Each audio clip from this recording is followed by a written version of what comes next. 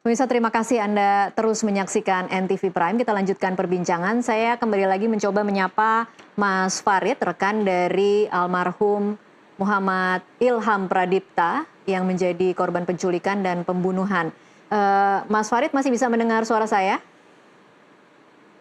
Halo, selamat sore Mas Ya, Farid. oke. Selamat sore, Iya, Mbak Pasha. Mas Farid mungkin bisa diceritakan almarhum ini secara sehari-hari orangnya seperti apa, Mas Farid? Sangat penolong, terus konsisten baiknya, tidak pernah berubah ya dari dulu sejak zaman kuliah sampai akhir masanya. Dia konsisten, sangat helpful juga, kesatria dan kasih solutif ya. Solusi sekali dia. Orang yang sangat baik sekali yang saya kenal dan suka bercanda juga.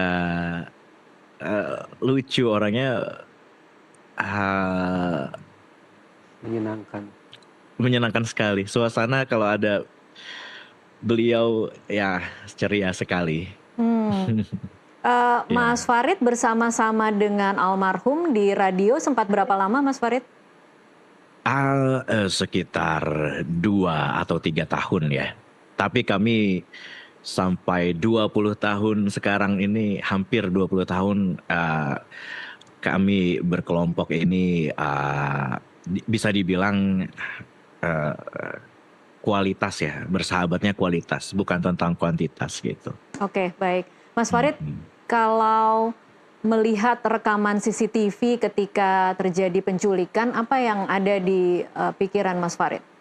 Ya, seperti yang saya tadi bilang, kenapa tidak dilawan? Terus ya, di situ saya berharapnya almarhum melakukan 1 2 jurus kemponya sehingga bisa lepas dari situ. Tapi sayang sekali pagi-pagi kami mendapatkan berita ini, kami video call semua, satu temennya itu satu grup, kami menangis bersama, berduka bersama.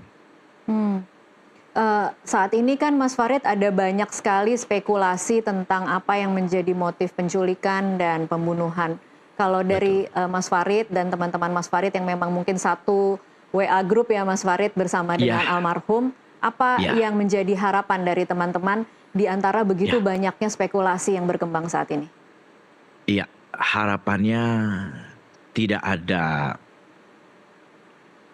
eh, arah-arah yang tidak sesuai dengan fakta, sehingga ada yang ditutup-tutupi, kemudian ya teman-teman semua berharap untuk eh, kami menyebut almarhum dengan nama Juno, nama siarannya. Hmm. Jadi kami punya harapan untuk Juno bahwa kasus ini diungkap setuntas-tuntasnya, yang dihukum dan ditangkap adalah sebenar-benarnya pelaku, eh, terutama kasusnya memang harus diungkapkan, bismillah, dan ya kami berharap pihak berwenang dapat melakukan tugas dengan sebaik-baiknya, seperti itu. Baik, saya kembali lagi ke Mas Reza. Mas Reza, Anda selalu bicara soal motif emosional dan motif Instrumental, instrumental, ya. Bagaimana memastikan bahwa itu tidak overlap dalam kasus yang melibatkan banyak sekali pelaku seperti saat ini? Kalau kita bicara tentang pelaku tunggal, maka ya silakan pilih. Ini motif emosional atau motif instrumental yang dominan. Tapi mengingat pada peristiwa ini ada sekian banyak pelaku, bahkan mungkin kita bisa masukkan mereka ke dalam klaster-klaster tertentu, maka tidak tertutup kemungkinan bahwa motifnya menjadi majemuk. Oke. Anggaplah, ini permisalan ya, Iya. tentu polisi harus investigasi. Adakah kemungkinan 4 orang yang berkonfrontasi langsung dengan korban, artinya yang sudah membawa korban sejak dari pusat perbelanjaan, mungkin motif mereka sebatas motif instrumental untuk mendapatkan manfaat tertentu. Misalnya mereka orang bayaran yang sudah terbiasa untuk melakukan kekerasan terhadap siapapun asalkan ada uangnya gitu ya, terima pesanan. Sementara adakah kemungkinan 4 orang lainnya, 3 diringkus di Solo, 1 diringkus di Pantai Indah Kapuk, Pik.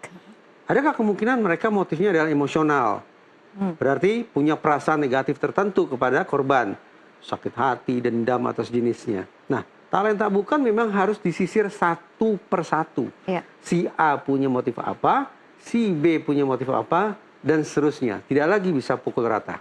Oke, baik. Ini kan kemudian menjadi menimbulkan pertanyaan ya, karena saat ini kita tidak tahu peran masing-masing. Yang Belum kita tahu tahu, ya? belum tahu ya. Yang 4 itu yang kita tahu adalah menculik. Kita tidak tahu apakah 4 itu menculik kemudian diberikan kepada 4 yang saat ini ditangkap di periode kedua, atau jangan-jangan ada pihak lain di tengah-tengah, atau kita tidak tahu seperti apa. Tetapi mungkin saya harus kembali lagi ke penyebutan aktor intelektual. Itu sebenarnya apa definisi aktor intelektual? Apakah memang mereka hanya memerintahkan atau mereka juga bisa disebut sebagai eksekutor? Memang penyebutan aktor intelektual itu seolah-olah mereka yang berada di titik paling hulu. Iya. Yang tangannya sama sekali tidak bersentuhan dengan korban. Kalau saya alih-alih menggunakan sebutan aktor intelektual, secara keilmuan saya memilih untuk menggunakan kata klaster. Ini pelaku berada di klaster yang mana? Klaster pertama adalah mereka yang sederhananya, yang sungguh-sungguh paling punya hajat di balik peristiwa ini. Oke. Siapa yang sesungguhnya paling punya kepentingan? Itu satu ya, itu klaster pertama. Klaster kedua adalah mereka yang melakukan surveillance sekaligus reconnaissance. Berarti melakukan pengamatan secara umum, kemudian melakukan pengamatan secara spesifik. Tapi mereka belum tentu berkonfrontasi langsung dengan korban. Nah, kita pindah ke klaster ketiga. Inilah yang disebut sebagai eksekutor.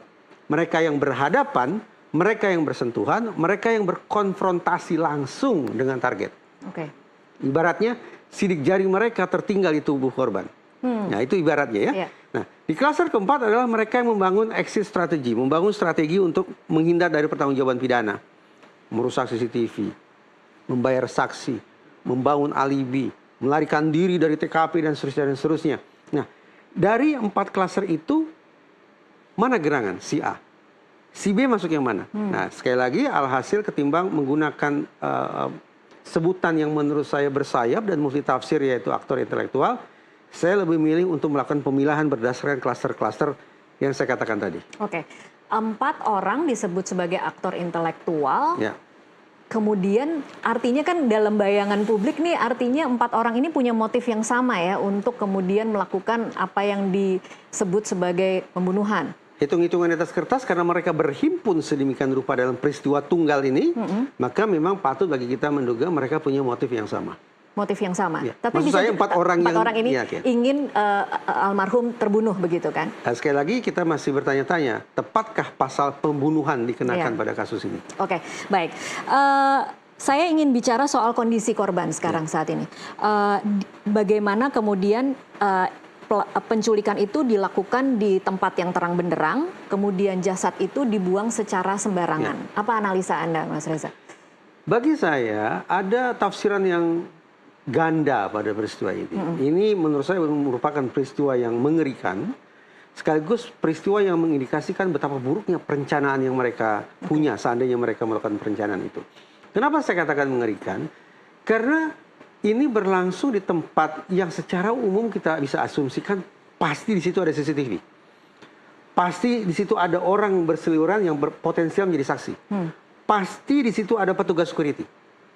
Tapi kok ya bisa-bisanya mereka melakukan di tempat yang sesungguhnya tidak ideal untuk dijadikan sebagai lokasi kejahatan. Tidak ideal karena berpikir bahwa ini pasti saya ketahuan begitu. Betul. Nah, Bukankah setiap pelaku kejahatan sesungguhnya juga mengincar misi kedua, Iya. yaitu melarikan diri dari pertanggungjawaban pidana? Bagaimana mungkin kemudian mereka punya peluang yang besar untuk itu kalau ternyata pemilihan TKP-nya ada di situ? Karena itu muncul spekulasi. Adakah kemungkinan 4 orang yang menyambangi korban di pusat perbelanjaan itu berada di bawah pengaruh minuman keras atau narkoba? Nah, silakan dicek oleh pihak kepolisian. Oke. Nah, sebaliknya 4 orang yang ditangkap di waktu kemudian, ini juga memunculkan pertanyaan tentang seberapa jauh kematangan perencanaan yang mereka miliki. Saya bayangkan, mudah-mudahan tidak ditangkap sebagai sebuah pembelajaran keliru. Iya, oke. Ketika kejahatan dilakukan secara berkelompok semacam ini, maka untuk mempersulit atau menghambat otoritas penegakan hukum, apa yang harus dilakukan? Berpencar sedemikian rupa. Tapi dalam peristiwa ini ternyata mereka relatif berkelompok kan ya. Iya. 3 orang ditangkap di Johor Bahru, 1 orang di NTT. 3 orang ditangkap di Solo, 1 orang ditangkap di Pantai Indah Kapuk. Kenapa tidak berpencar? Jadi sekali lagi, ada 2 tafsiran sekaligus. Ini merupakan peristiwa kejahatan yang mengerikan, tapi sekaligus mengindikasikan betapa buruknya perencanaan yang mereka punya. Oke, indikatornya apa Mas yang kemudian bisa membedakan bahwa ini adalah pembunuhan berencana yang gagal atau penculikan yang kebablasan? Dengan segala rasa duka yang saya punya ya, membayangkan betapa menderitanya kondisi almarhum dan keluarganya. Tapi sepanjang yang saya simak di pemberitaan, almarhum itu ditutup dengan lakban di daerah mata dan di kaki saja. Artinya lakban itu tidak digunakan di daerah misalnya mulut atau hidung yang bisa membuat, korban meninggal seketika. Tidak ditutupnya saluran pernapasan dan tidak ditutupnya mulut korban mengindikasikan bahwa korban diinterogasi, ditanya sedemikian rupa. Namun dalam proses interogasi yang brutal itu, mungkin saja kebablasan, akhirnya korban meninggal dunia. Tapi terlepas dari itu, sungguh-sungguh dari hati kecil saya ingin mengatakan betapa idealnya seandainya para pelaku dihukum seberat-beratnya. Seberat-beratnya itu seperti apa Mas Reza? Ya, seandainya otoritas penegakan hukum bisa membuktikan adanya 4+1 unsur tadi, maka pantas kita berharap hukuman maksimal bagi mereka. Yaitu entah itu hukuman seumur hidup atau bahkan hukuman mati. Oke, saya kemudian harus bertanya, dengan kalau dalam ruang lingkup psikologi forensik, jabatan korban sebagai kepala cabang, apakah peristiwa ini kemudian bisa menimbulkan dampak psikologis dan apa yang kira-kira harus diantisipasi oleh institusi keuangan lain dengan belajar dari peristiwa ini, Mas Reza? Saya tidak ingin mendramatisasi ya, tetapi dalam psikologi forensik ada istilah vicarious trauma. Bahwa untuk mengalami trauma, untuk mengalami guncangan yang ekstrim, kita tidak harus mengalami secara langsung sebuah peristiwa buruk. Sebatas mengamati, sebatas menyaksikan, sebatas menyimak, apalagi berulang kali, itu juga bisa memunculkan efek trauma yang kurang lebih sama pada kita selaku pemirsa. Nah, memahami adanya fenomena yang disebut sebagai vicarious trauma ini, maka sudah barang tentu sepatutnya sungguh ideal seandainya teman-teman di kantor berhimpun untuk kemudian memastikan kondisi kesehatan mereka satu sama lain agar produktivitas bisa terjaga. Demikian pula keluarga besar, tidak ada salahnya kalau kemudian mereka meminta bantuan profesional paling tidak untuk mendeteksi tentang seberapa jauh mereka mampu beradaptasi dalam kondisi yang sulit semacam ini. Oke, dari sisi kepolisian, ini kan kalau kita lihat rangkaian pengungkapan dan pengejaran dan penangkapan cukup cepat ya Mas Reza? Sangat cepat, sangat spektakuler. Cepat. Ini ukurannya cepat menurut ya berarti? Menurut saya spektakuler, 8 orang loh. 8 orang di lokasi yang berbeda-beda lokasi ya? yang berbeda. Oke, dengan kecepatan seperti itu, tapi kemudian informasi terakhir ditahan soal motif dan bagaimana peran mereka. Apa dampak psikologis kepada publik ketika ini kemudian ditahan, Mas Reza? Proses penegakan hukum yang ideal adalah proses penegakan hukum yang memenuhi 2 unsur, yaitu cepat dan ajak. Perbincangan tentang ajak kita kesampingkan karena tidak begitu relevan. Tapi paling tidak, proses penegakan hukum yang katakanlah lambat akan memunculkan tanda tanya besar tentang seberapa jauh otoritas itu mampu bisa bekerja secara cepat. Hitung-hitungan di atas kertas, kalau salah satu, apalagi 2 unsur tadi yaitu cepat dan ajak tidak bisa terselenggara, maka munculnya efek tangkal sekaligus efek jerah akan rendah. Dengan demikian, ya patut kita khawatir bahwa ternyata ada pihak-pihak lain yang bisa saja terinspirasi sekaligus meningkatkan kecanggihan mereka dalam melakukan aksi kejahatan serupa. Namun, bagi saya, kerja Polda Metro Jaya dalam kasus ini dipimpin kalau tidak salah oleh Resa Marasabesi. Menurut saya spektakuler dan mudah-mudahan bisa dijadikan sebagai salah satu prototipe tentang bagaimana proses pengungkapan kasus kejahatan terorganisasi bisa dilakukan dengan sedemikian fantastis. Oke, sayangnya memang kami sudah mencoba menghubungi polisi melalui Kabid Humas Polda Metro Jaya, Kombes Ade Ari, tapi masih belum mau memberikan keterangan mengenai keterangan yang lebih rinci lagi soal peran dari masing-masing orang yang kemudian ditangkap.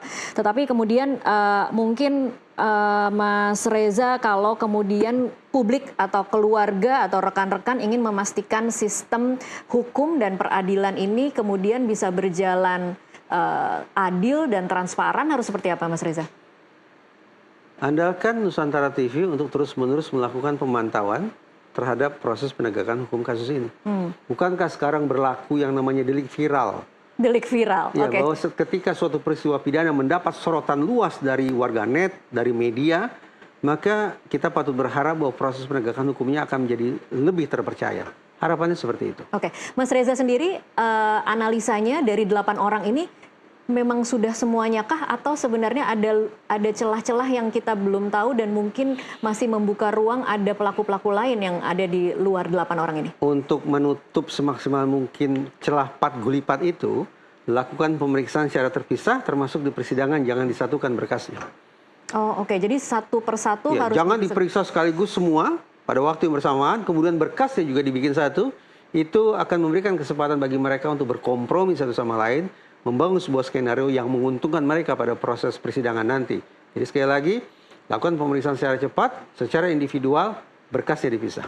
Oke, memastikan bahwa 8 orang ini tidak akan dikorbankan misalnya Mas Reza. Apa yang kemudian memang harus dijadikan panduan bagi pihak kepolisian agar tidak terjebak dengan memang hanya 4 orang yang terlihat di CCTV atau 4 orang yang kemudian ada koneksi dengan 4 orang yang lainnya? Ini kabar buruk nih, bahwa ternyata proses kerja kepolisian pada satu kasus juga akan dinilai berdasarkan kerja kepolisian pada kasus-kasus lainnya. Ada trauma publik berarti ya?